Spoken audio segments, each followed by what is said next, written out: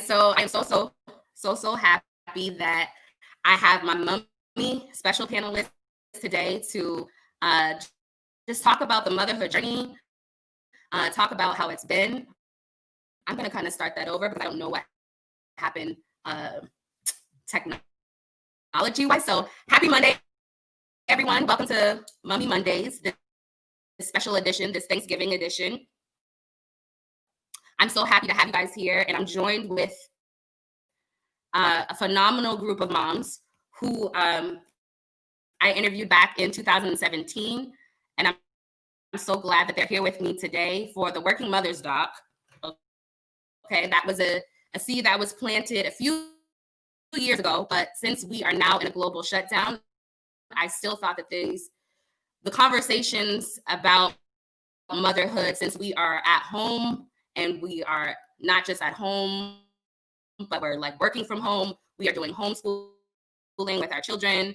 We're just everything for our children right now. And so I really want this time to really share our stories, share different perspectives, and just share like the lessons that we've learned during this time. I know we're all still learning and figuring things out because things are always ever changing in our lives, career-wise, on the home front. So I'm really, really excited. I think that everybody is in for a big treat with all the panelists that are on today. So I wanted just to keep the time and start introducing everyone. I'll let everybody just kind of give a little brief introduction of themselves, and we'll start that way. Okay, so again, my name is Lindsey Briggs. I am the host for today's Mummy Mondays, and I am going to start off with Kelly. If you could introduce yourself. My name is Kelly McLaughlin. I guess I'm a technical writer during the day, and I have a 6-year-old daughter full-time.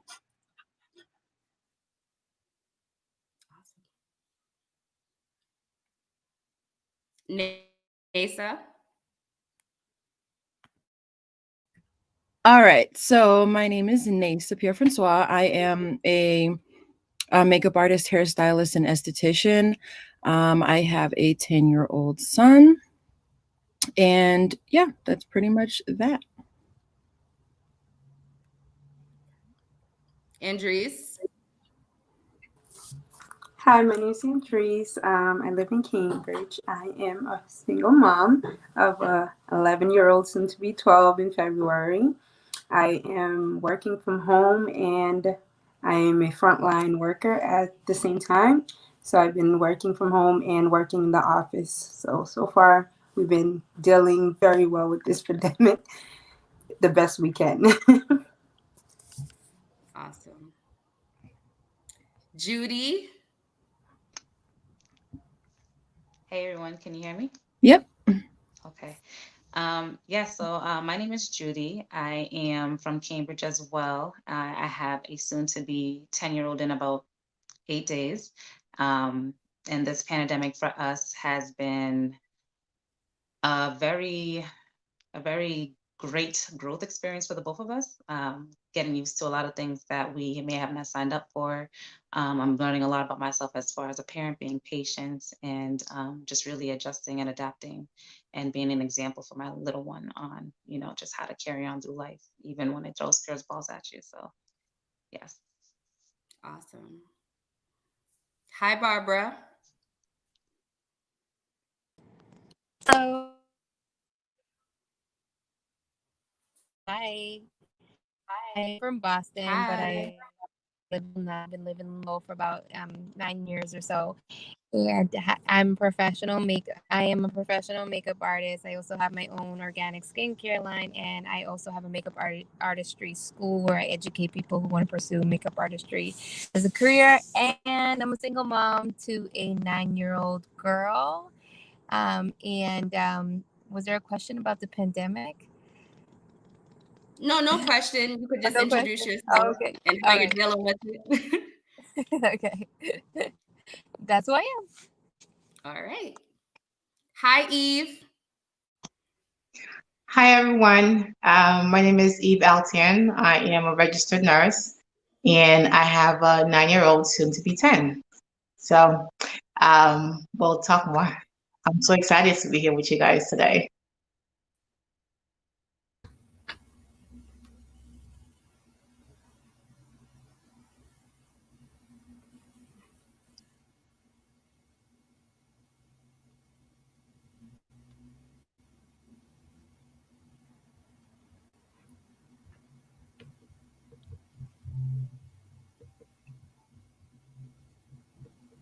I would just say, Kay, if you're ready, you can go That's what I was ahead. thinking. So my name's Kay. I am a strategist by day. I work for a large scientific company. I'm the mother of a 10-year-old boy. And in addition to those very lofty things and hats that I wear, I also am a serial entrepreneur. So I have a couple of different entrepreneurial ventures that I'm building out and working on a day-by-day basis.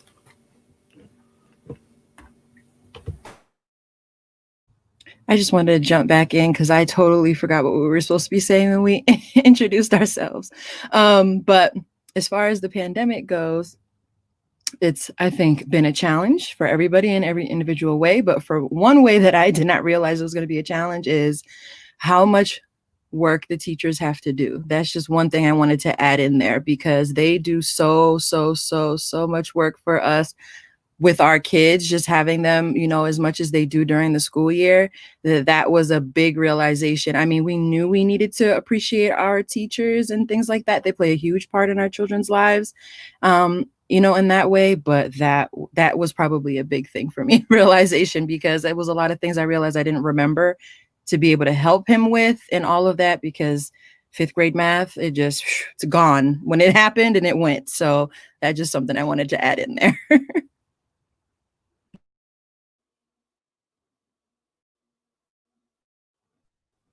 I mean, it's funny how we all do have child that's between the 9 and 10 years old, so we can all see what we all experiencing with this whole being a teacher now, adding to our regular job as being a mom. Now you basically being the teacher, so I can see it. We can all relate on that aspect. So.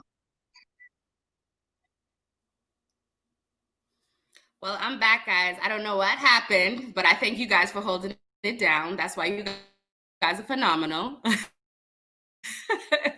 I'm so glad that you guys most of you guys do have the relative age, the 9 and the 10-year-olds. I think it's just me and Kelly that have the 6-year-olds.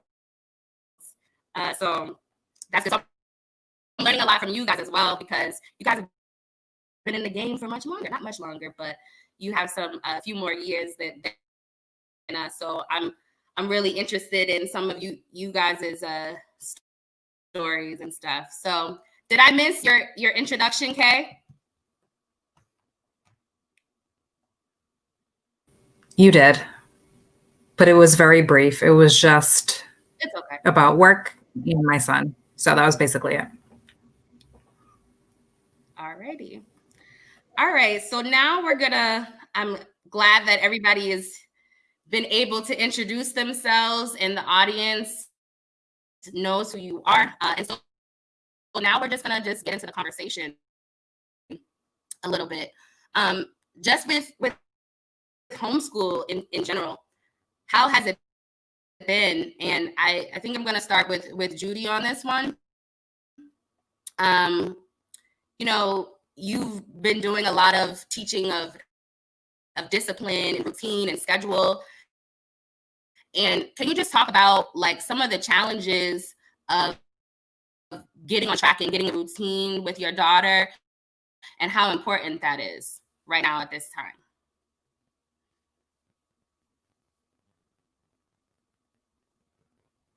Oh, okay. Yeah, so it's so important. It's just funny because I was running around with my daughter, you know, going from here to there, different things. She had different activities. I had different activities, but we were making it work. And like, there was no real like structure as far as like what time she was going to go to bed versus, you know, she was at a time to get up. But it's like now that I had to be forced to stop being so busy, right? You know, really establishing like consistency at home as far as like what time you go to bed, what time you need to get up, because, back when quarantine first started back in March, I thought it was going to be like maybe 2 weeks or so, right? So we were on point. I had a little schedule, I had a little calendar. It was so perfect. It was cute. It was highlighted, all that. And, after like week 3, it was like, it wasn't cute anymore because you had to figure out, it's like, yeah, I have to get up with her, and like this whole, you got to give it back to the teachers, because to be honest, I know I didn't sign up to be a teacher. And creating that structure, even now coming into September, because September quarantine is different from March quarantine. I don't know if you guys get that. It's different. It's a different beast. So even now it's kind of like, okay, there's seasons to this, because now we're entering the time when we're waking up in the dark and going to sleep in the dark, but we're home all the time, right? So having a schedule and changing up our activities now, more going into the indoor season, and just trying to like make sure that we stay on point with that, because discipline, it exposed myself to myself when I deal with her, and also have to deal with myself and all that. So we had to really incorporate some sort of like discipline. Even now it's a little different in November versus September, because now it's cold. And yeah. Well, thank you for that. I really admire the discipline aspect about you for yourself and for you and your daughter, because it's easy to get off like a routine, because I was the same way. Like I had a whole schedule when this first, came about, and then like 3 weeks in, I was just like, yo, I'm tired. I'm so tired. Like, you know what I mean? Making lunch, doing everything that you need to do, being like a caregiver, being the teacher, technology assistance, all that stuff. It just takes a toll while you have to work. But we've had to do things differently for sure. So that discipline is definitely key. I wanted to also extend that question about just some of the challenges and how you go about your day. Kelly, if you could share your piece of how you're going about some of the challenges and how you're combating and navigating through those.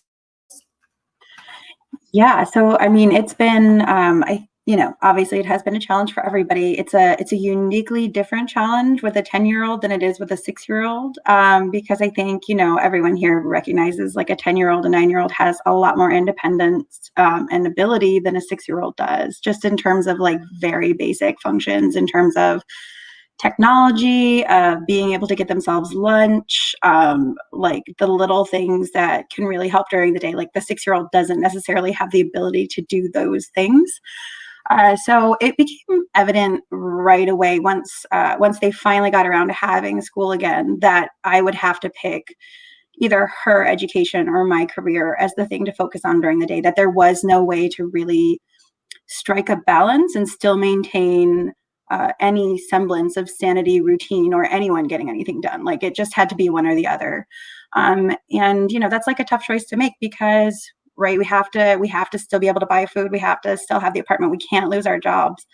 But at the same time, like, the kids are in a situation where they really need something stable, and education can be that like one stable thing, that place where they can get their socialization that they're just not getting right now. So it was like this like a very difficult decision for me, and it was made more complicated because I actually at the beginning of April interviewed for a new role at my company and was like transitioning into this new role. So I wanted to be able to like just focus entirely on the new role, but I actually ended up making the decision that I will put her education first, just because it's like so hard to say, right? Because the housing is so important, food is so important, but I put it first and decided that would be the thing, because, anything that I'm giving up, anything that I'm messing up, that I'm falling behind on, I have the chance to do over, but we don't have a chance to reform our, to reform our children, to remold them, to help them have good mental health, like all of those things. Those are so much more difficult to repair than, like a bad work day. Right. So, like I just made that priority, and that has involved a lot of a lot of proactive communication from my managers. So like I said, I interviewed for this new role at the beginning of April. And one thing that, like, normally we wouldn't want to bring up our children in these interviews, just because there's always this fear that saying, like, I have a child, that I'm a mother, that's going to leave sort of a bad taste in their mouth. And they're going to say, oh, well, they'll always prioritize their child first. Like, I'm not going to give her this opportunity because somebody else will perform better because they don't have this distraction, especially right now in our situation where they know the child is at home with us. So, like, during this interview, I did say, like, I will be home with my daughter from now until schools reopen. Regardless of when the office reopens, I have to stay home. Is that going to be an issue? And, like, what can we work on so that's not an issue? And then just, like, frequently bringing it up again as they talk more and more about, like, you need to come back to the office. When I started the new role, my performance was a lot lower because that's also when school was finally getting back into swing and there were a lot of tech issues. So just, a lot of conversations with my manager about, like, why are you so far behind? Why aren't you contributing as much to the team? And saying, like, yes, I recognize productivity is, like, important, but this is a really unique situation and you need to take that into account. And then just sort of day to day, what that looks like really is just, like, walking out of meetings. Like, even when they're big customer meetings, like, I have just made the decision that is what has to come first, and that, no matter what comes, like, that is just what it has to be. Thank you so much for that. And I admire that about you also. It's just like, you're like, my child comes first. Whoever I got to tell, even if you're my boss, my supervisor, this is what it is. And I know that, like, creating those boundaries and those priorities is very, very important at this time. And so I know that, Kay, you talked a lot about, prioritizing during this time as well. And I think that you've done a really, really great job of doing that with all that you're juggling as far as entrepreneurship, businesses, and you also work full-time as well with a 10-year-old, right? So can you just talk about, like, some of the challenges and how you've navigated through working and also homeschooling?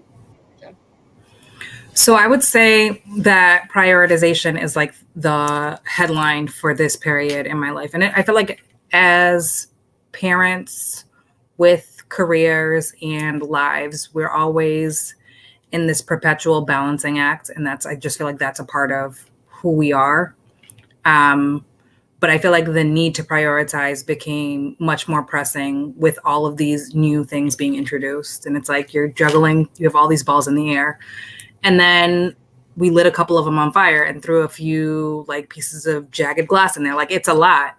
So if we weren't already overwhelmed by trying to balance and juggle before, like, it's even more of a task now. So for me, I just feel like it really was a distillation process. There are all of these things that are on my plate.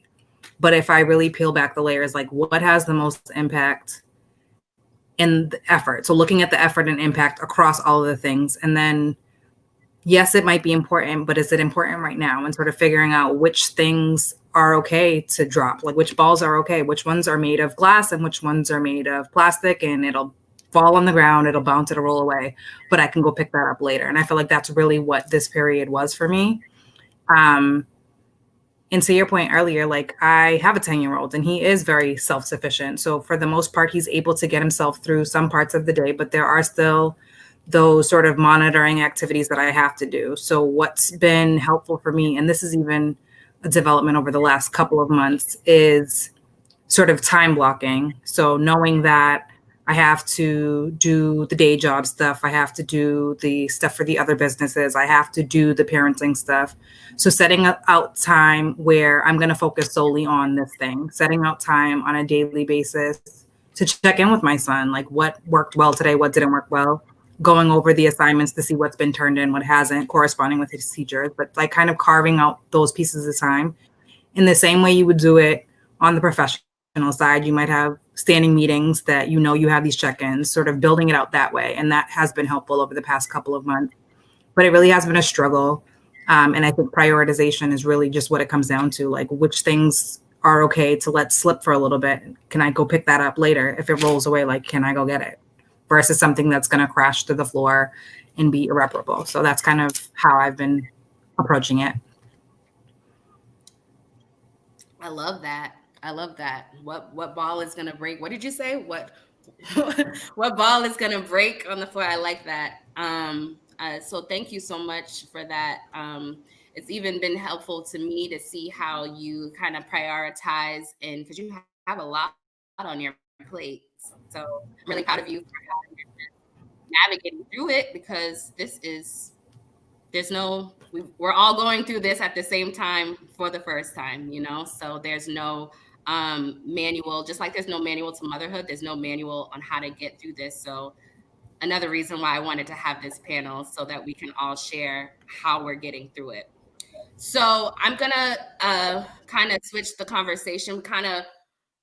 We kind of talked about some challenges, how we're navigating through it, but I want to talk about just the mental health aspect.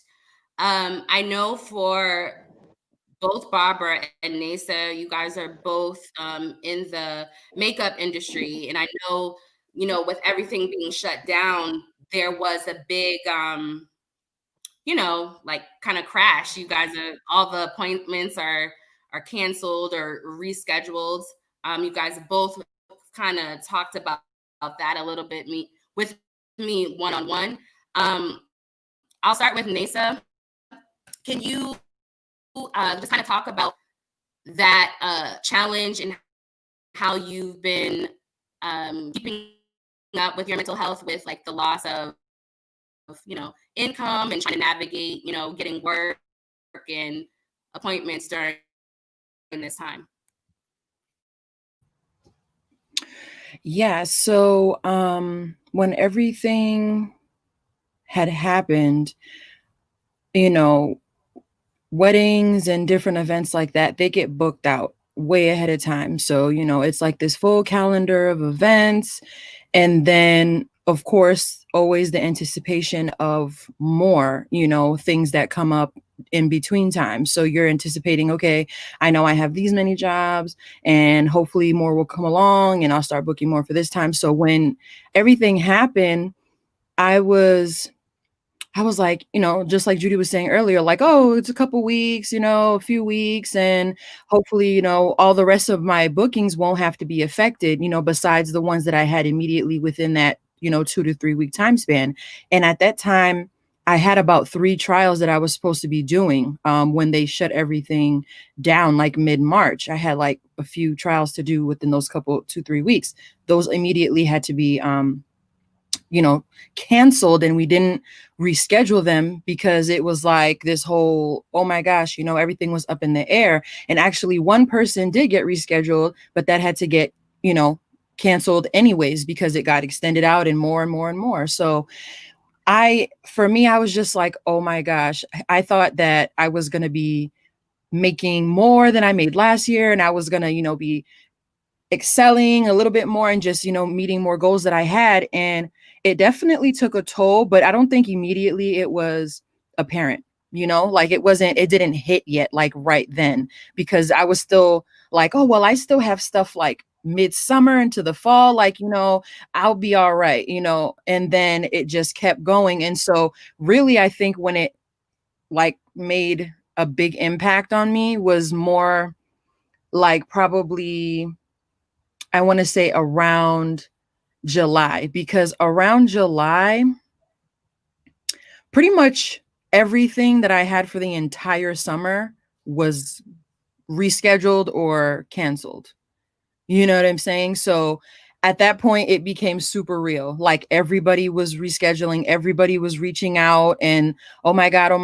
And then, all of these things. But by July, I had already started taking back appointments because, they opened salons and different things and people started doing work. So I had some appointments and things like that, but it became real that like the bulk of my work was going to be gone for this year. And I had already had like 2-3 months without any payments, any money.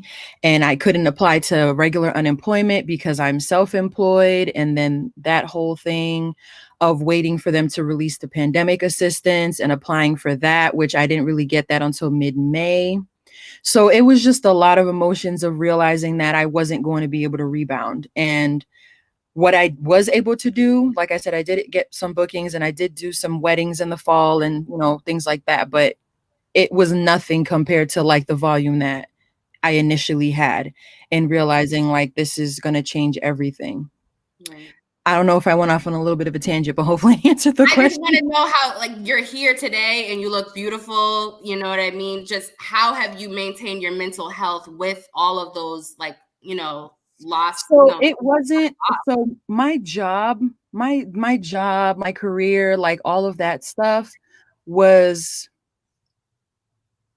it wasn't even the main source of my like mental health mhm. problem, you know, because that was from a practical standpoint. Like I had to understand people are trying to do what they can do, and it's a bad situation. Weddings they're huge. They're usually lots of people. So that wasn't the main thing. Mostly what challenged my mental health was with all of this and dealing with the reschedules and doing all of that, like I had to still be worrying about my son and worrying about what he was doing, making sure he was doing his work. The spring was the worst. Now it's a little bit easier because I mentioned to you when we spoke that he's in hybrid. So he goes to school 2 days and we have the 3 days at home.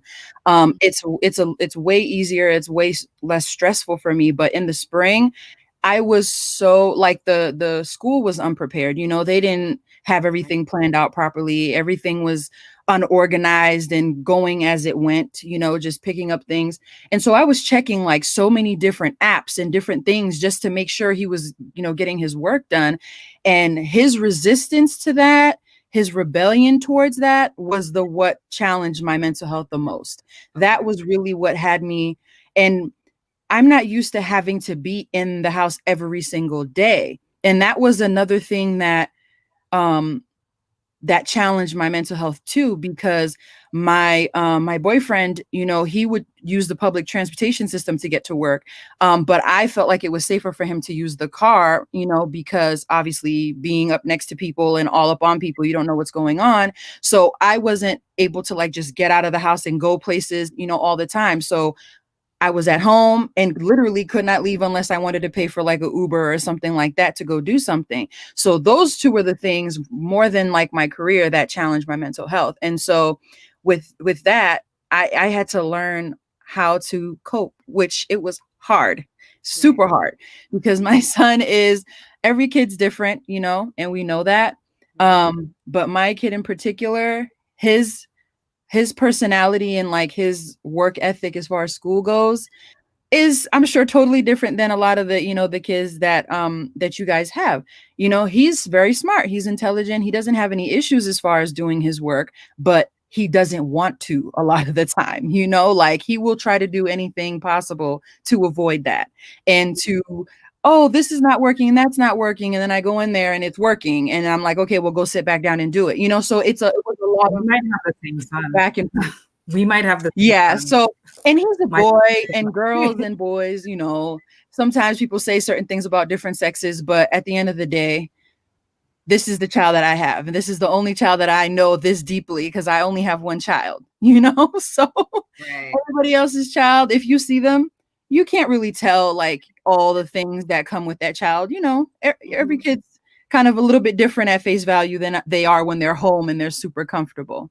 Right. So I feel like those two things, the not being able to go out at my leisure at any given time and just really working with him and dealing with the, you know, the misbehaving and the laziness and not wanting to do the work and just constantly having this battle with him, that was what did it for me. And I can't even say that I really overcame that, you know, at that time. It's just something I was dealing with the whole time. I'd never really overcame it and had this particular thing that was like, this is how I have to do it for it to work. It wasn't like that. It was a day by day basis. And I'm just like, okay, let me just try to get through this day. Let's get through this day, you know, the best that we can. That was pretty much it. Now it's a little bit different, but even still, you know, I'm still having to make sure I'm more in contact with the teachers. And that was another issue before, the teachers were not super available. They were so bogged down too with trying to figure things out. They were not super available in the spring. And I can say that has changed a little bit in the fall. They became a little bit more available and receptive to messages and feedback and things like that, which has been helpful as well. Awesome. I feel like I was talking for a million years, but hopefully you got Thank you for your story. I want to get Barbara in here because I know that you guys are in the same industries, and she has a daughter, and I know she's in school, right? So I think she's in school physically. So if you can kind of talk about how you when everything shut down and you were getting all the rescheduling and all that, how you dealt with your mental health and how did you combat that at the time when you got all of the announcements that everything was going to be shut down? Yeah, I thought I was not gonna have a job. I thought that was it. Like, oh my gosh, I'm not an essential worker. Who's gonna come get makeup done, even if we like, went back up? But I can agree with Nasa. I relate to everything she said as far as the cancellations. I was bombarded with tons of emails of cancellations, and that was definitely nerve wracking. I was really nervous about that, but thankfully, as I have been embarking in entrepreneurship, I had made it a goal to have several streams of income in many different ways that could also cater to people where I didn't have to see them in person. And that's why I created this skincare line, but not because of the pandemic. This was something that I had prior. This is something that I had already had been making and if anything growing. And then I had also some online platform when it came to my makeup classes as well too. So I think that there was a process of preparing and planning when it comes to your entrepreneurship and also being mindful of being creative and innovative way ahead of any kind of circumstance. But we all didn't know we were going to embark a circumstance like this. But I think that as an entrepreneur, that allowed me to um, prepare. But yeah, and in the time that my daughter was out of school in March, um, we she was at home, but not for nothing. I was able to um I don't know, I was able to plan and be more creative being home about what I needed to plan for the end of this year, if that makes sense. You said you were able to plan. You're going out in and out just a little bit, so it's a little hard to hear you, but I think I got I hope. Okay. So what I said, the last part I said was that the whole thing that happened in March, the pandemic, when it first began, the pandemic, it put me in a position to plan for the rest of this year, if that makes sense. Gotcha. Yeah. So yeah, she's in school. My daughter's in school, and she goes to a private school, so she goes full time. I think it's a huge blessing as to her going to school. She's only the third, only like the three schools only open here, and she's one of them. And I had the opportunity to volunteer as a Spanish teacher part of the week, and it pays her tuition. So I'm blessed in that aspect that I get to go to school with her every single day, and I get to teach her Spanish and the rest of the grades in her school. Awesome. So I'm thinking your mental health was good, right? Did you have any challenging moments where you were going crazy, and how did you navigate that with you and your daughter? And, I mean, I think I cried a couple times about my business because I always cry, like when I'm like because the thing is that people who are entrepreneurship, that's your livelihood. Yeah. Like that's your money. Like if that's gone, like I I don't know, I was freaking out in that essence. But as far as us like being grounded, as far as home life and routine, everything was good. Thank God. Like there wasn't no like mental health what's the word called, Like late, a breakdown. like yeah, like no breakdowns or anything like that. We were able to kind of put ourselves together. We believe we have God first in our life, so we always like made sure that that was something that was always highlighted all the time. Yes, indeed. Can I just add one more little thing? Yeah. So I want to say that also as an entrepreneur and a person that has, their own business, I feel like inevitably we look at other people's businesses and people that are doing different things and you're like, oh wow, they're doing this and wow, they're doing that. And I will say that is something that stressed me out Mm. a bit, because I was like, man, like I wish I could be that motivated and that clear-headed right now to like be able to do that and focus and make that type of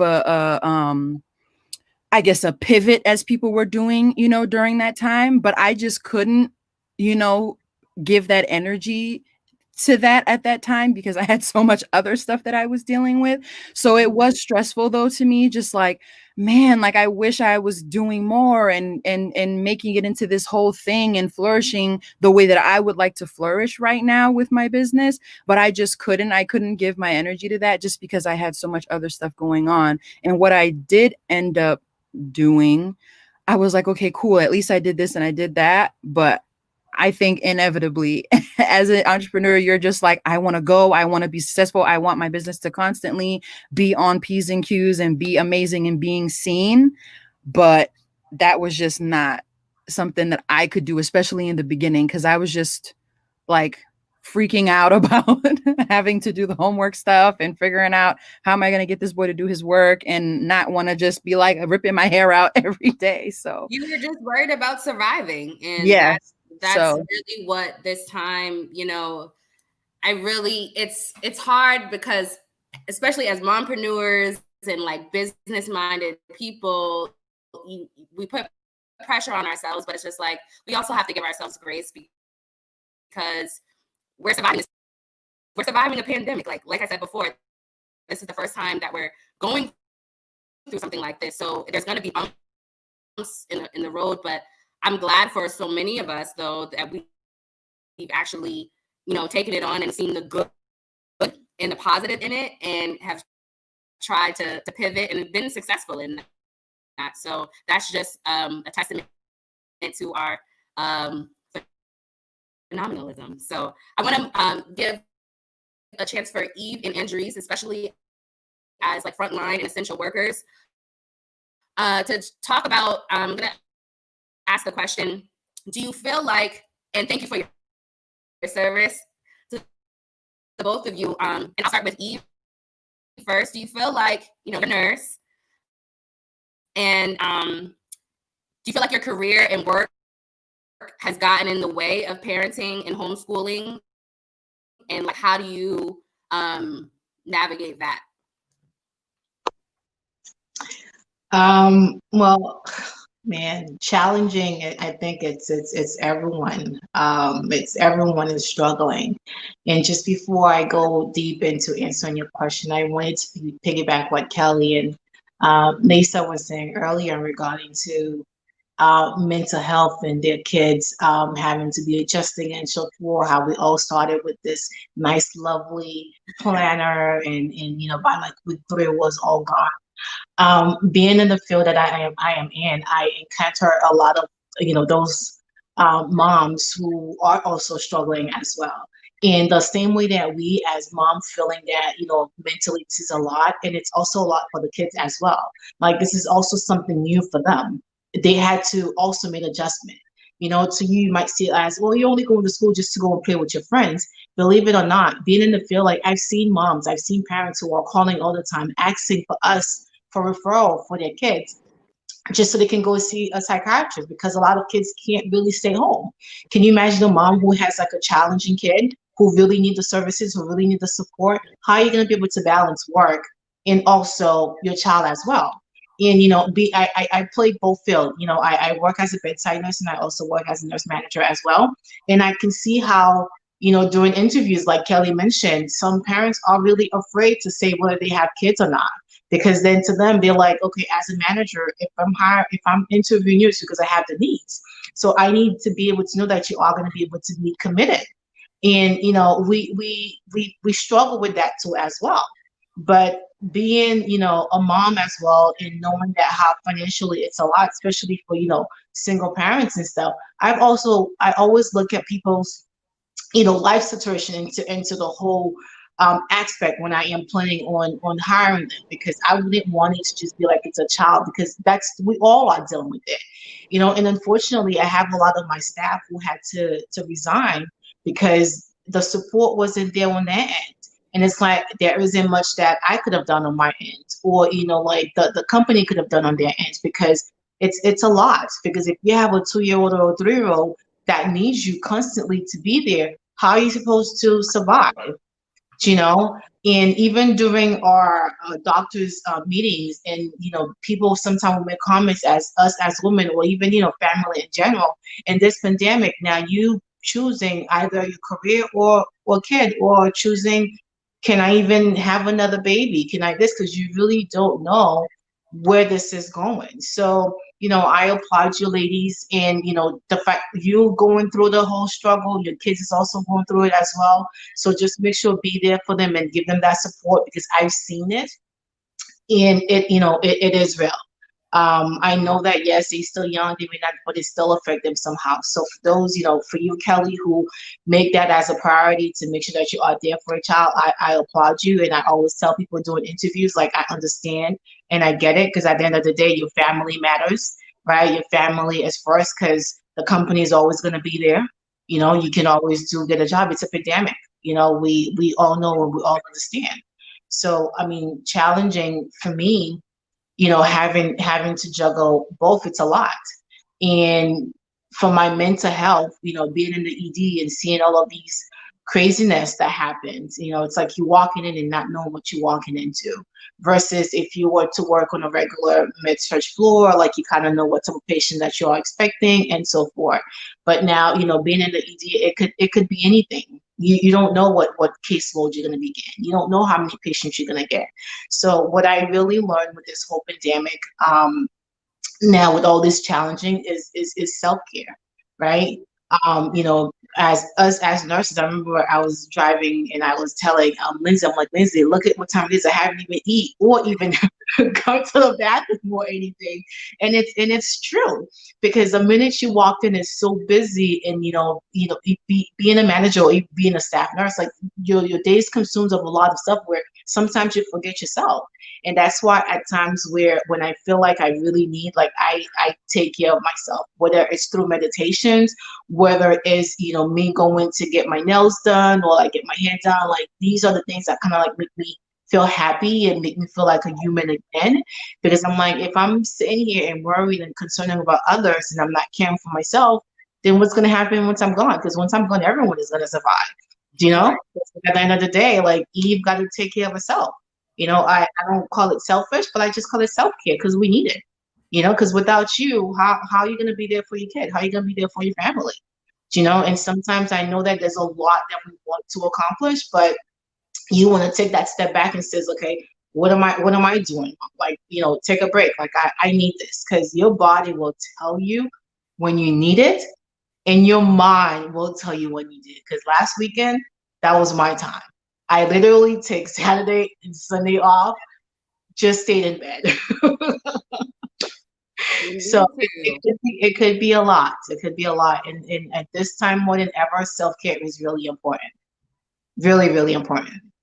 It is. It truly is. And it's not, and don't have any guilt about it, because I would sometimes have some guilt about like, oh, I want to do this for myself, but I'm like, oh, Avery needs me. And it's just like, well, if I don't work, he's not going to work. This business is not going to work. Like, I got to take the time for myself. So that's really, really key. And I'm just going to give Andres a little time to. Could I? Sorry. Can I jump in there, Lindsey, just on the same Yeah. topic?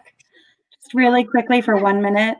I just wanted to say, like, definitely don't even think the thought of like self-care versus selfish. It's like really important sort of on two levels, because first thing is like we need to show our kids like good self-care practices, because that's how they learn good self-care, right? Like we've all observed by now that that huge part of the way they grow up and what they learn is like what we show them as adults. And so we want to teach them, to take care of themselves and not feel guilty about it. And the second part of it is, we have these sort of they're toxic sayings, but they're in part true. And one is it's just like, if mom ain't happy, ain't nobody happy, right? Like the children feel are like, that's a toxic cycle like in and of itself, but it like gets at something that's more important, which is that the kids like they feel our stress and our emotions, and especially at times like these where we're not our best at controlling those. It's really important that we have that self-care so that we're not like, we're taking care of ourselves, but we're also not passing on our stress to our kids. So definitely just like so important to take care of ourselves, whatever that looks like right Thank now. you for that, Kelly. And you're so right. And that's something that I've always personally struggled with, and I know other moms do too. So that was really, really great. Thank you. Andres, as a frontline worker, like, how has it been for you? Because you're not always home like the rest of us, you and Eve. So how has that been for you? It's been difficult. It has its ups and downs. I am a banker, so people's finances, it was a big thing. Making sure people had access to their money during the pandemic, and making sure that we're also being courteous to the members, because a lot of people end up losing their job around the whole pandemic, and people have loans, mortgages, car payments, loan homes, equity lines. A lot of these things came into play. So you as a banker have to also be sympathetic to the people in the situations. And a lot of people are calling, I can't make payments, and there's no relief for them. And these people were afraid of getting kicked out of their house. So you're over here dealing with everybody else's emotional baggage and also dealing with your own at the same time was a little difficult, because you're like, you feel where they're coming from, because you're also in the same situation, because you're like, oh, I don't know if I'm still gonna have a job at the end of this whole pandemic. I didn't know if it was gonna how it was gonna go, because they were cutting down people at staffing. They were like, oh, everybody stay home. Nobody knew if we were getting paid or if we weren't getting paid at one point. And when they finally got everything together, they're like, yes, the people who work on site get this pay, and the people who work at home get this pay. So it's like, oh, do I want to sacrifice my safety so I can still make my regular pay? Which is kind of crazy. It's like, I want to make my regular pay because I have to pay off my bills, but I also don't want to endanger myself. So I ended up, doing 1 week in, 1 week out, to balance off my pay. So I make sure that I'm still able to take care of home, but at the same time, still trying to stay safe and cater to my son while I'm homeschooling and I'm at work, making sure I'm staying safe so I don't affect my family, which was a little difficult, because sometimes I felt like I was being selfish because my son was at home and he was at home with my mom, which kind of is difficult because she's not tech savvy. She doesn't know all the technical stuff to help him or be as big of a support for him with the transition of being homeschooled. But once we got a system together, which, systems always fall apart, and you have to revamp it as time goes on. I felt like as the pandemic progressed, our system got better. It was hard at first and it was difficult. He was more stressed about it because he wanted to make sure he was turning in a homework. And sometimes the system would break down. The computers they gave wasn't working at one point. We're trying to figure out, how do we get a computer? And I'm running from this school to another school, trying to pick up supplies and trying to work. I was taking my lunch breaks, trying to go to the computer to pick up. It was a lot. It took a toll on me. At one point, I kind of like broke down. I was like, okay, I can't do this anymore. Y'all got to find a different system. I like had to email the school principal. I was like, hey, Y'all having me running around here like a chicken with a head cut off. I need y'all to get it together. I know we all got put and through into this situation, but there got to be some kind of leadership that needs to kick in. You are the principal. You getting paid this much. I need you to get it together at one point. But once she seen that I was like, hey, lady, get it together. She's like, all right, we're gonna do this. We're gonna put out. They started putting different pickup sites, because it was literally one place and it was open from this time to this time. And I'm like, I'm at work. How am I gonna leave my job to go pick up something? So then they changed things up and it started working. Things started getting easier as my son started understanding the way the schooling was going to be, the way he had to check in for school, the way he would turn in his homework. Once he got that understanding, it made things a lot easier for me. And I was as stressed out because I couldn't help him half of the time. And he's calling me while I'm at work, talking about this is broken. And I'm like, I'm at work. I can't help you. And he's like, well, who's supposed to help me? I was like, at this point, don't do it. That's where I was at, because I was just like, if you can't get it done, we ain't going to get it done right now. And they're going to have to wait till we can turn it in at a later time, because I'm not going to stress my kid out and stress myself out to get something that physically we're all learning this together. And I was constantly sending emails, hey, he's going to be turning this in late. I'm sorry. You guys got to work with us. And thank God they were understanding about the whole situation, about being there for the kids. At one point, it was just really hard to get in touch with the teachers. Like, it was like the teachers, and I didn't like the way they were teaching at one point. It was just like the kids were basically teaching themselves. And I was like, no, I don't like this. Y'all better do some more hands-on stuff, because I am not a Spanish teacher. I am not a math teacher. And if you want math, I'm going to do it the way I learned it, not the way y'all learned it, because this new age math was not working for me. This new way of learning was not working for me. And I felt like I was like, no, you don't have to carry this and bring the box and make an X and do the square. I was like, no, you just add 2 + 2 = 4. Okay. But it got easier, and we found things to cope with. Taking long walks was a good thing, going on bike rides, and trying to get my son out of the house was actually difficult. He's an outside person, but ever since he heard the word pandemic and virus and sick, he's like, no, I don't want to go outside. I'm going to get coronavirus. I'm going to get this. And he became a very anxious kid. And I was just like, oh my goodness, I can't get this kid out the house. He needs fresh air. I need fresh air. Forget you. I need fresh air. Then as time went on, he got a little better with it. But it was a learning situation for the both of us. We learned about each other, what our wants and dislikes were. We opened up and talked a lot more, because I felt as if like having a boy, they don't like to share their feelings a lot. And trying to like get him out that shell. He likes to tell me what to do and, try to be my dad. But as far as like, hey, how you feeling? I'm good. That's all I get. I'm okay. I'm like, no, you're not. I can see you're not. It's okay to share. It's okay to cry and say you're not happy.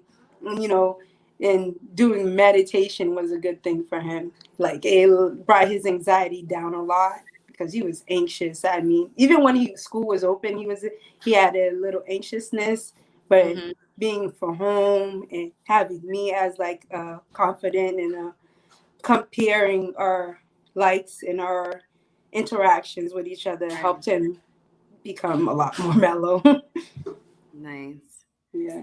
Thank you. And you transitioned that question right what I'm about to ask everybody else. And I'm going to have Judy come back on and talk about what are some things that you're doing specifically during this time, like one-on-one time with you and your daughter, that you like and that you want to continue. Like, what are you doing that cultivates like a deeper relationship during this time?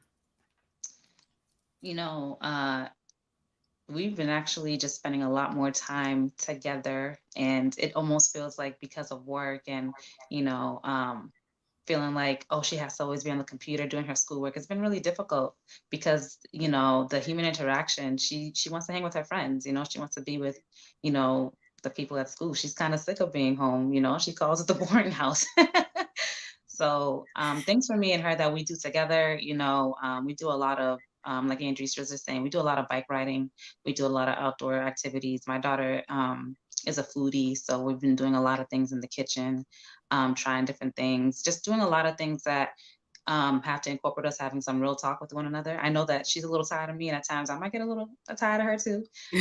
But doing things like that, just doing like a lot of like engaging things. She knows not for one second that I'll ever leave her back, even when she's, dealing with the whole school thing. We have conversations about like, what was like the hardest part of her day versus, the greatest part of her day. And we've been doing a lot of things together as far as like, just reading and learning more. I've always had a goal of getting more in depth with African American history. And Right. so, some of those things we've been doing together, trying to find the fun in that, just doing random things as well, whether it be hiking and, just different things that we wouldn't have done otherwise before the pandemic because we're just so tied up. So we're really active together. We're really active. I'm really big on that. And it's really helped me finding different ways on having to make better fun routines, because now this pandemic has really exposed that we need routines. Routines are your friend.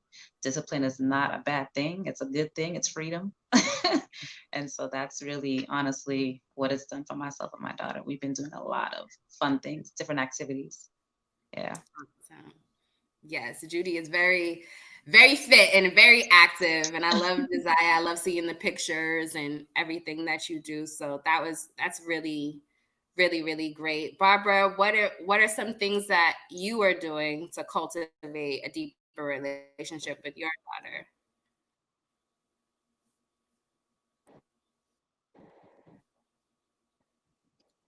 There you go. It keeps coming back. There you go. You can hear me? Yes. Okay, perfect.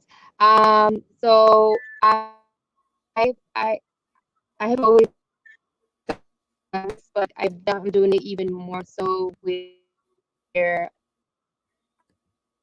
we actually do You're going in and out just a little bit, time Barbara. together. So it's really vital and extremely important that I teach her the Word of God, and I do it. Can you guys hear me? I do it in such a way that it's simple, it's easy. We do it daily. I try to do it daily with her, where we read a book. We read a certain book from the Bible, and we read a chapter.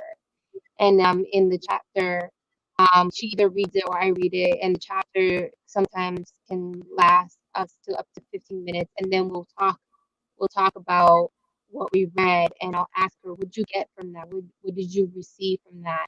And if she didn't understand it, then I will do my best to understand it. And let's say I didn't get it either, we would like Google, like, the annotations of like that particular like passage or that particular chapter. Mm-hmm.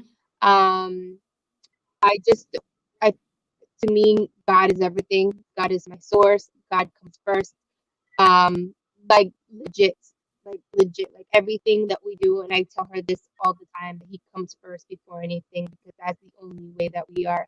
To me, we are encouraged, we are empowered, we understand the worth that we are because God created us. So Mm-hmm. what I've been doing with her is instilling this morality in her, and also this sense of worthiness of who she is in Christ. So she's able to wake up every morning and know that the first thing we're going to do before we head into school is pray. Mm-hmm. And she knows that the last thing that we're going to do before we go to bed is pray. Mm-hmm. And then within in the midst of that, she's now able to understand how to use her spiritual weapons, because of the teachings that I have taught her. I mean, I've always done this. I felt like it became so much more magnified during the pandemic, because I think that the pandemic really showed us where our hearts were in many different ways. And I think that God wanted to position, this is my views, but God wanted to position all of us as his children of God to come back to him, and understand who we are in him. And I want to teach her that now, so when she gets older, she knows how to deal with any trial and any tribulation, but with God. I love that. I love that. And you know that I admire that about you. And just for everyone listening and everyone that's on, aren't you like starting like a Bible tip with you and your daughter, like a video series? Yes. Sort of, yes. I do a live every single Thursday. I used to call it Beauty Tip Thursday, but now it's Beauty and Bible Tip Thursday. And I'll have her on from time to time, and she'll go in. She'll tell you like what a prayer looks like to dismantle demons. She'll go in and tell you what it means to who she is in Christ. She'll tell you what peace looks like. She'll go in like, and there's a verse in the Bible that says that for the lack of knowledge, my people will perish. Like, we just need to stay in knowledge about who God is within us, around us. And I don't know, I can tell you that I am in the utmost joy for no reason, because I have God in my life. And I want her to always experience that, because I didn't experience that little. I had a lot of rejection, abandonment issues. And, when you're dealing with something as tough as this, like a pandemic, right, the only thing that I can think of is God is going to keep me, Mm-hmm. Thank you for that, Barbara. I gotta go. Okay. No, that's fine. Thank you. Thank you for joining. Kelly, we'll gonna go over to you. What are you doing with your daughter? So, as many people on the call, I'm a single parent, so it's been the two of us for a long time. So we've always spent a lot of time together. Obviously, now we're spending maybe more time together than we would like. And I think we've all been there. We are doing a lot more just sort of random things, as people have said. We always took a lot of walks together. We're obviously being a little more conservative with our walks right now, especially as this sort of third wave is escalating. But little things like building cardboard castles out of all the boxes from the online deliveries, because we're not going to stores anymore. Reading a lot more together, playing a lot more board games. Like, we've gotten very into board games. We were always into board games when I was a child. So I was just like, well, this seems like the perfect time to sort of bring that back. Puzzles, which she loves. I think the one thing that sort of changes, she's been, I think because I am the only person around and what I love to do is cook, that she's been more interested in cooking. And I think that's great, because that's going to help with the work school balance as well. If she's able to, use the microwave a little bit more, or cook a bowl of ramen, or, just something. So she definitely has been learning some kitchen skills, or just, hanging out with mama in the kitchen, like, while we do that. And one thing that I've tried to do with that, and the reason I love cooking is because it brings people together. And that's sort of my superpower, is bringing together, bringing people joy, happiness, love with food. And so one thing that we've been doing is we go in the kitchen, we cook something together, and maybe all she's doing is, doing the mixing, or Soleil, not right now. Soleil, not right now. Soleil, not right now. Sorry, guys. Is, maybe she's just mixing, maybe she's, doing the measuring cup, like whatever she's doing, she's helping. But then when we're finished with cooking, whatever, we take it, we like walk it over to a friend's house and drop it off, and we don't go in and see the friends, but we leave it in the mailroom, whatever. But it's a way of saying, I'm thinking about you. I love you. We're still here. I took this time to do this for you. And just, like, we recognizing that these people are also struggling. We still care about them. We still want to be with them. In order, to protect them, we can't, but we can still do this like little thing for them, and that will make them feel closer to us, and sort of go both ways. So like, I've been making sure, like, she's helping with this, she's seeing me do it, letting her be the person who drops it off and rings the doorbell, whatever, but making sure I'm bringing her into this so that not only are she and I spending more time together, we're also, she's also learning that we have other ways to show our friends and our family that, we're still here, we still love you, we still care. Awesome.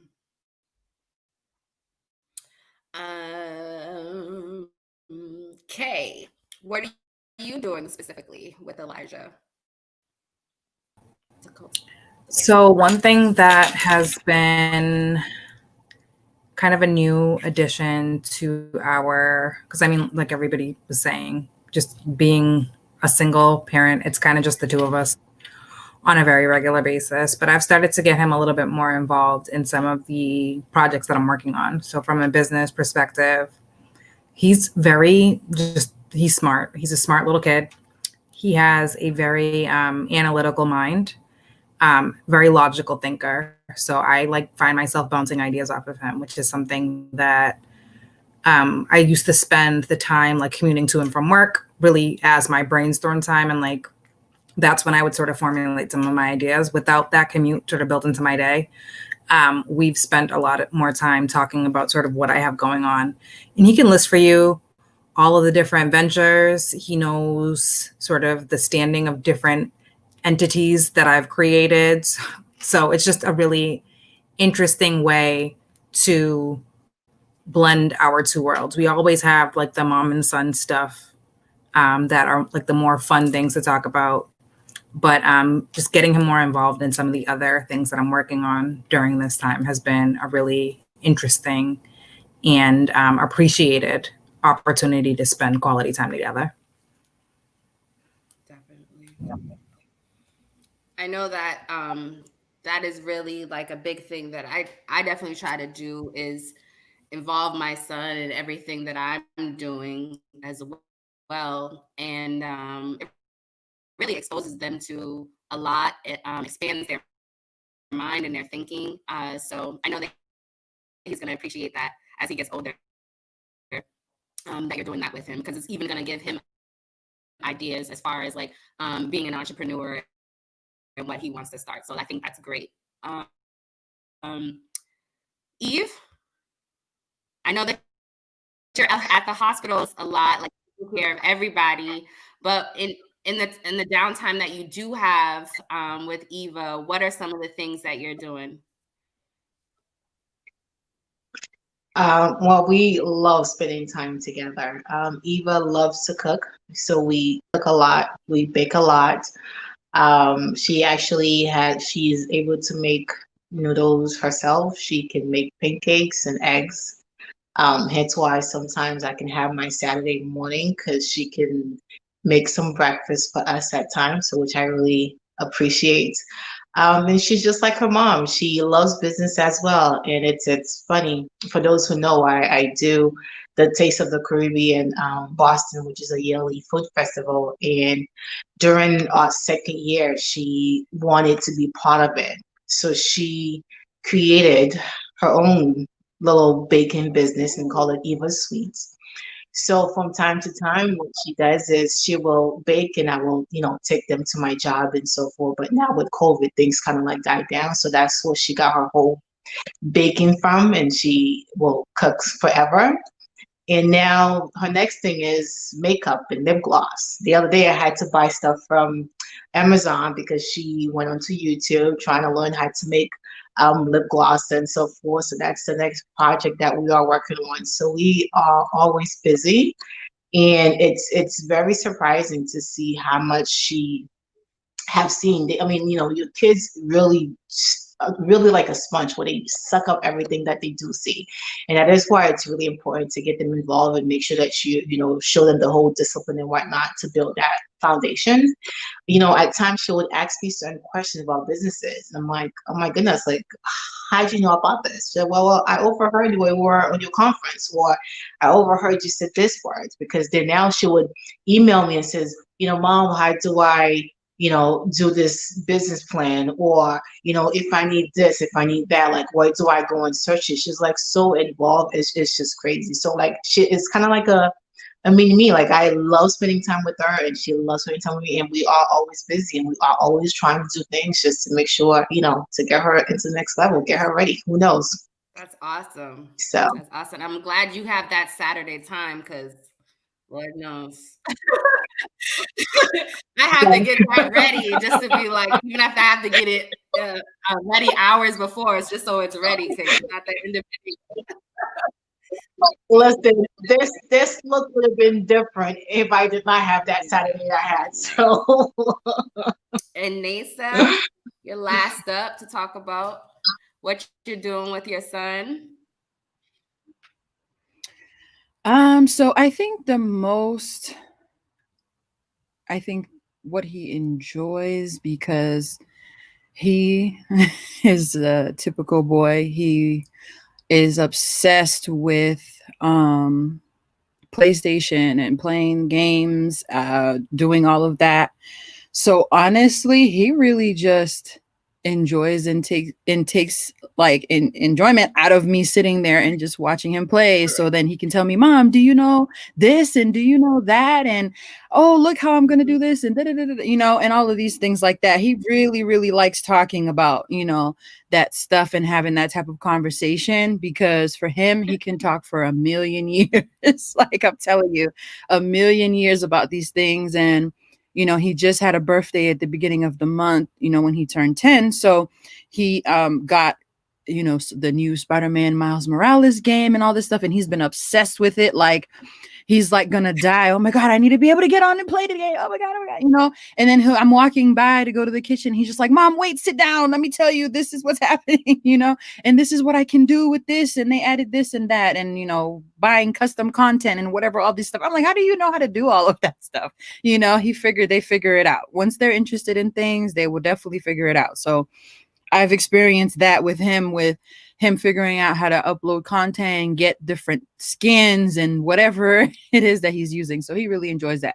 Besides that, we'll do like a movie night, Friday nights or whatever, when he can actually stay up late. Because one thing that has remained constant throughout this whole period of time, even over the summer, I'm a big person about like bedtime. So on the weekend, on that Friday, when he's like, okay, I'm free for like these couple of days, I don't have to go to bed early. I mean, he still has a bedtime, but it's just not as early as the week. So he'll be like, okay, so can we do a movie night? So we'll do that. And sometimes my mom will come over on a Friday because she's off as well. And he really, we live with my mom for so long that he really enjoys when she comes over. So he'll be asking constantly, is she coming over today? Is she coming over? Call her, and stuff like that. So, once she comes over, then he has the both of us to talk about, his things and things like that. And just about his day, like really just having that time to sit there. Because some of the days that I have to go walk to pick him up from school, the school's not very far from us. So when I don't have the car, or what if nobody's home, I'll go and walk, and just spending the time on the walk home for him to tell me about how is his day and what has happened and whatever else, that has been something that he really enjoys. And he's expressed that as well. He's like, oh, Mom, it's really nice to be able to talk to you on the way home and tell you about my day and things like that. And, and it's sometimes something that you don't realize that will mean so much to them and that will make them happy. It's really simple sometimes. So, those have been, the few things that he just enjoys and we do. And given that experience, not having the car, that enabled us to have a different type of experience. Just because driving in the car is one thing too. It's cool, you can talk, but it's different when you're walking side by side and, you have that time to have that conversation as well. It's been great to have that, be given that experience, because I would have never just voluntarily been like, oh, I'm just going to walk. So not to go get him from school anyway, to go do exercise is one thing, but in that particular situation, yeah, it's been good. Definitely. I think you touched on something that's key too, just the listening part. It can definitely, just cultivate a closeness that something very simple, but Avery will do it too, where he's like watching something on the tablet and I'll be like, mommy, come look. And I'm just like, I could care less sometimes, but I sit there and I'm like, oh wow, that's so cool. And I just see what that does for him. And sometimes like he'll look to see if I'm actually watching. Yes. And just seeing what that does for him, it gives me joy, even though I might not care. But I play it off. Like that's the thing about moms. We can be good actresses. So so that's definitely key, just to sitting down and listening. It's about 5:15 now. I only really wanted to go till 5:30, the latest. So I'm just gonna switch over into, and then at the end, I wanted Eve and maybe Andrews to even stay on to talk about just being healthy during this time of pandemic and how like serious it is. Like we've known like the cases have just risen sometimes. I mean, right now in Massachusetts, I think the numbers are up high, and just what we can be doing during this time to really keep ourselves healthy and keep everybody in our family and around us healthy. So, but before I do that, I wanted to first go around and just talk about what we're thankful for, and I'm gonna start. So yeah, during this time, I really just want to thank each of you guys first off, because the month of November for me, 2020, I feel like I've done like a year's work in the month of November. But I also, and you guys are kind of like the culmination of everything, the highlight of what has been happening just for my business, Social You Digital. And I'm thankful to you guys just for, I know the Working Mothers doc, that interview happened like 2.5, 3 years ago. And for me to hit you guys up individually and everybody's on tonight, I just think I'm just really thankful for that. I'm thankful that you guys could join me and you trust me enough to share a little bit of your life and a little bit of your children's life, because I mean, this is alive and not everybody would want to do that. So I'm really, really grateful for you guys. And in general, I'm grateful for God. I'm a big faith person as well. My faith is everything. I get my strength from God, from Christ. And so I'm thankful for that. And I'm thankful that I haven't lacked anything during this pandemic. I really haven't. If anything, it's changed my mindset to, like Kay said, focus on what's important, focus on who's important, and really just like block out everything that really doesn't matter. So I'm thankful for all of you. And I just really want to go around and just, for everybody, just to kind of, it's been a hard year, of course, but we all seem to be doing well, healthy, and thriving. So whoever wants to start, I won't call on anybody, but whoever wants to start and talk about what they're thankful for during this time. I can go to. I would just echo your sentiment about not lacking. So for me, on the work side, there really was no real change. Like nothing skipped it. The work didn't skip a beat. And I know that there are so many people that were negatively affected. So I definitely am just thankful for that stability that remained during all of the chaos that was happening around us.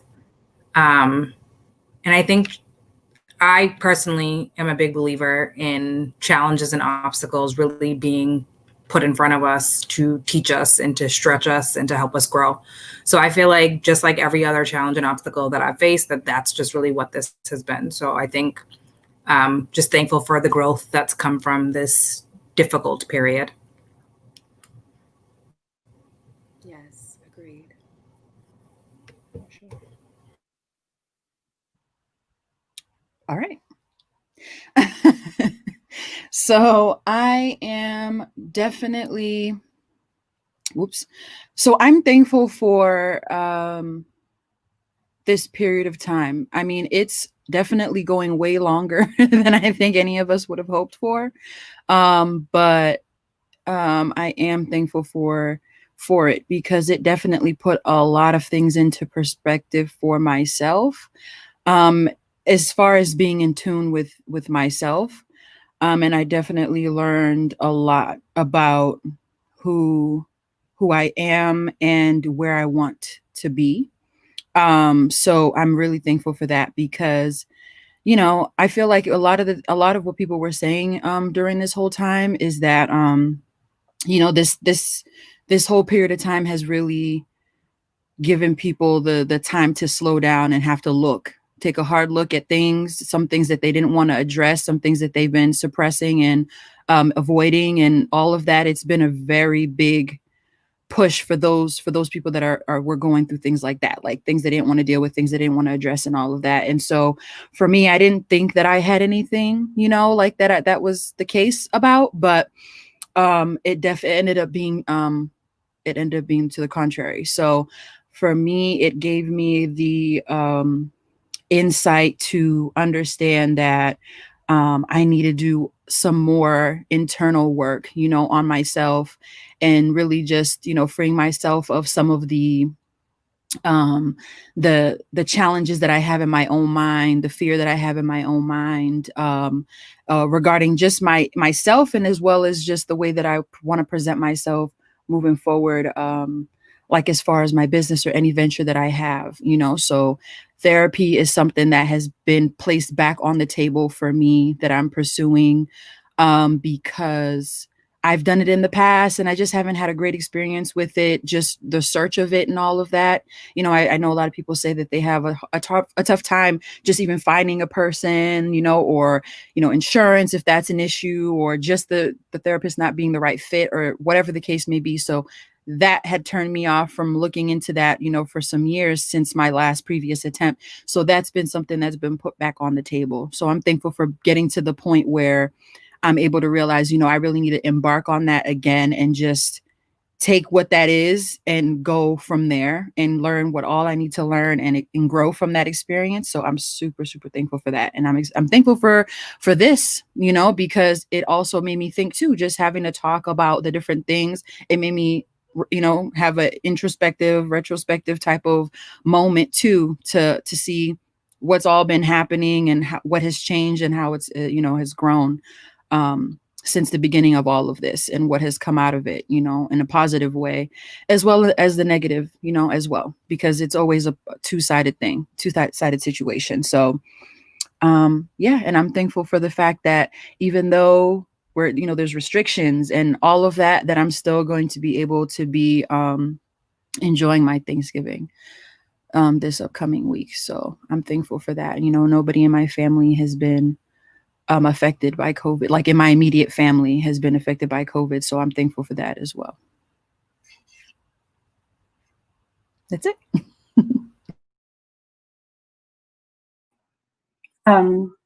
I this year am also thankful for you know, everything we have, that again, you know, my immediate family hasn't been affected by COVID, that, you know, we have a home and I'm employed, and our health and all of that. And I'm really thankful for the manager who gave me the opportunity to move into this new role during this time where it's chaotic to be a parent. I am thankful for the friends and family who are being infinitely patient as I really struggle with my mental health through all of this. I am thankful for the friends and family who put up with me dropping random food off at their house at all times of the day and night. I am Let's see. I'm also super thankful for, as many have said, just this opportunity to sort of reflect and realize some things about myself and improve myself. And so I think, you know, like thankful that this is finally teaching me to say no when I need to say no, and that's okay. And I'm also thankful for, and this is extremely specific, I'm thankful for that one article I read at the beginning of the pandemic, because there were so many articles at the beginning of the pandemic telling parents, like, this is how you should do it. It was like overwhelming and I didn't want to read them. But there was one that just, you know, was basically like, it was very short. It just said, you know, I'm a child psychologist. What you need to know is let the little things go. And I am like extremely grateful for that article, because you know, that's something we should be practicing as parents all the time, is like letting the little things go. Like in reality, like those toys on the floor don't matter, but like it's extremely hard to like put into play. But right now, while everything else is so stressful,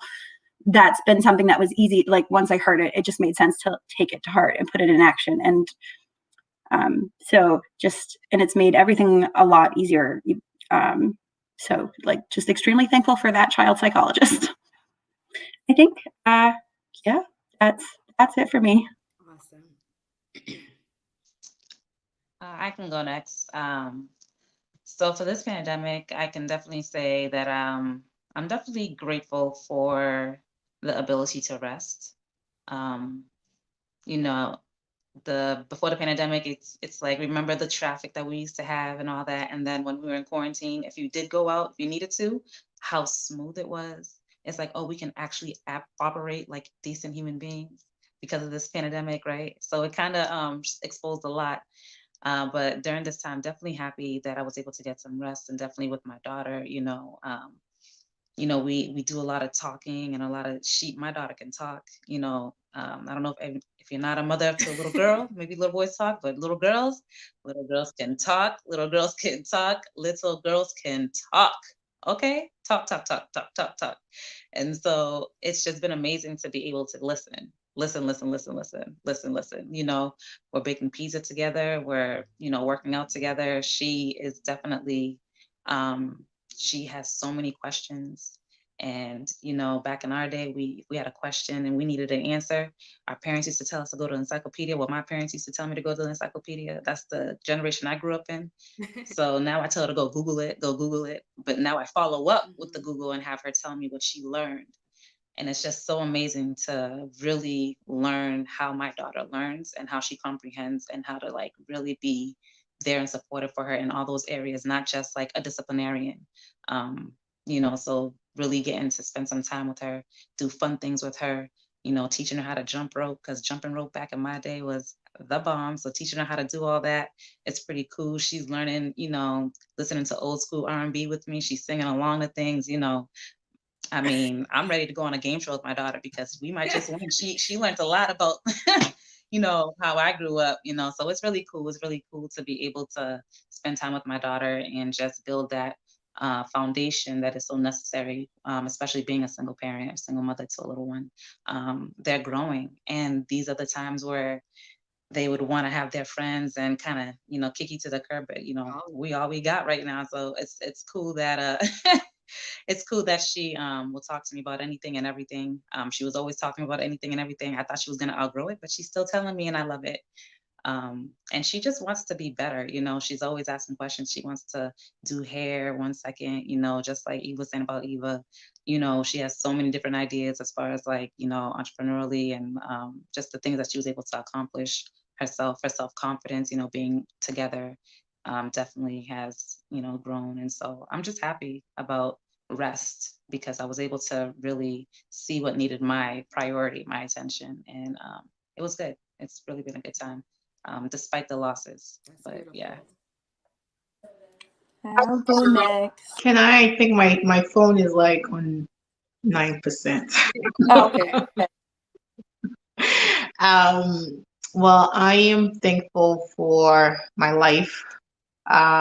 Thankful for my friends, my parents, my nurses, sisters who would call and check up on me, who would ask how the day was, because they know how hard it is, especially around this time. And, I'm thankful for my daughter, who gives me the drive to keep going. Thankful for you guys, and just sitting here and listening to each one of you guys' story. It's inspiring. And I'm hoping that whoever is, online and watching this live is able to learn something from it, because I feel like we each have a unique story, and combined, it's very powerful. And I know that we are getting ready to celebrate, with our family, our loved ones, during this Thanksgiving, as to what we are really thankful for. I would want you guys to still be cautious on how you do go about it, and because again, the numbers are up and rising, and that we need to do our part to protect ourselves, our loved ones, just as we are doing our end. at the hospitals, making sure that you guys are safe. Thank you. Yeah. Hi. What I'm thinking for, I would say, is for clarity, peace, family, and time. I feel as if, like, I'll go with clarity. There was just certain things in our life we were not unclear about or unsure about. And during this pandemic, it actually, all the cloudiness kind of faded away. We got the time to see the things that are important and the things that are meaningful to us. And we got time to spend with our family, because most of us didn't spend a lot of time with our family. We thought we were spending a lot of time with our family, but we really weren't. I think most of my time was spent at work. And I would say work was my home, and I just come to lay my head and eat and then go right back to it at one point. And during the pandemic, I had gotten time to spend with family and seeing what everybody's goals and ambitions were. Like, we would talk about it, but you had the time to plan it and go after it and be in clarity in that aspect. Peace was, we got time to make peace with certain things in our lives that we kind of put in a back burner because we didn't have time to really focus on it or digest it or dissect it in our life, because we're like, oh, I'm on the go, I'm on the move, you know, I got these to do and I don't have time to resolve whatever those situations or those baggages. This gives you time to do that during the pandemic. I know it wasn't the best time, but I think it was meant to happen for a reason, because a lot of us had those things that we needed to fix in our lives that wasn't fixed. And I would say growing, I'm thankful for my son, because there was days I was just like, I don't have the energy, and he was okay with giving me that space, because he's always on top of me. I'm like, you're 11 years old. Get off me. I'm not carrying you at my hip no more. But sometimes I do, just to reminisce. But he gives me that time when I ask, hey, it's mommy time. It's my space. And he was okay. And I'm thankful for him for not feeling regretful or feeling like, oh, mommy, you don't want to spend time with me, or making me feel like I'm being abandoned at that part. He understood, because I give him my time. And when it's me and him time, he gave me that time to be myself. And I'm thankful for each and every one of you guys. I know we all had our own ups and downs during the pandemic, but we all overcome and surpassed it. And we're on to bigger and better things, I hope, and pray for, because it's a new year coming. 2020 has not been good to us. But I feel as if we're going into a new adventure, a new journey, and we will come out stronger, bigger, and better. Sure. I just wanted to add one last thing, if that's okay, before my phone goes bye-bye on me. I wanted to say one thing that I really learned with this pandemic is learning on how to say no. Thinking that someone who is so involved in the community and having businesses and, playing executive role at my job, you would think that saying no to someone would have been the easiest thing to say. And well, I learned that I'll say no within a heartbeat. If it is something that is not gonna add value to what I'm doing, that's not gonna add value to my life. I'm not gonna sit here and stress about it. Now, it can wait, because tomorrow is not promised, but y'all see tomorrow. But if you stress yourself, you won't see it. So, learning on how to say no and really, really, really take care of yourself, and also having more time to meditate helps me a lot. It keeps me very, very mellow, especially being in a stressful place. So saying no, ladies, it's not a disease. It's for your own good. Thank you for that, Eve. Yes. I think a few of us have talked about that, saying no. I think that's one thing that 2020 has taught us, because it's like we are faced with what is actually important. And really, what's important for all of us is ourselves and our children, So I'm grateful for you guys, like I said before. And I'm so grateful that you guys were able to join in and that you were committed to this, the preparation even to get here. So I'm so grateful that you guys took the time to be on the panel. And I just wish and pray the best for you in your individual lives and the relationships with your children.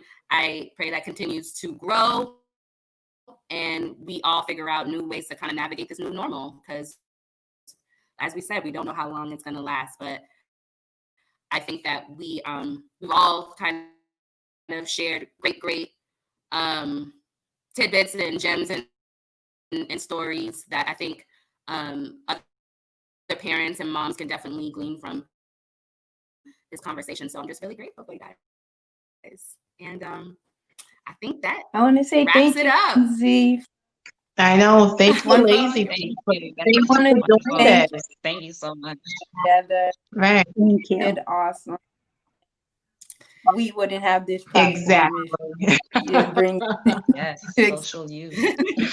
Well, you guys are dope. You know, I always want to build with other dope moms and learn from them. So it's just really, it was a no-brainer to extend it to you guys. So I'm grateful for you guys, and this won't be the last. This won't be the last time. So yeah, I got some ideas for the new year as well. So I'm glad this went so well, despite the technology. Went off sometimes, but it's all good. The audience got what they gonna get from it. So thank you. All right. No, So I think, thank you. all right. Does anybody have any lasting things to say? Are we good? Well, happy Thanksgiving, everyone, and just enjoy your time with your loved ones. Yes, happy Yes, and Thanksgiving. stay safe. Yes, blessings. Happy Thanksgiving. Yes, Blessings. All right. All right. definitely. Right. Bye. Bye, y'all. Bye.